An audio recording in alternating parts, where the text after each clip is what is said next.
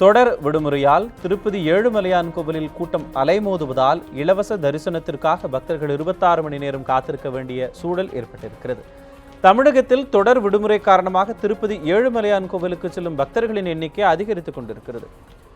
Vaikuntham Q காம்ப்ளெக்ஸில் 31 அறைகளும் பக்தர்கள் கூட்டத்தில் நிரம்பி வழிகிறது. லெபாக்சி சந்திப்பு வரை சுமார் 3 கிலோமீட்டர் தூரத்திற்கு பக்தர்கள் வரிசையில் காத்திருந்தனர். இலவச தரிசனத்திற்காக பக்தர்கள் 26 மணி நேரம் காத்து கிடந்தனர். 300 ரூபாய் சிறப்பு தரிசனத்திற்கு 4 மணி நேரமும், பாத யாத்திரையாக சென்று திவ்ய தரிசனம் செய்ய 6 மணி நேரமும் ஆவதாக பக்தர்கள் தெரிவிக்கிறார்கள். தங்கும் விடுதிகள் அனைத்தும் நிரம்பியதால் பெரும்பாலான பக்தர்கள் பூங்காக்களில் தங்கும் நிலை ஏற்பட்டது.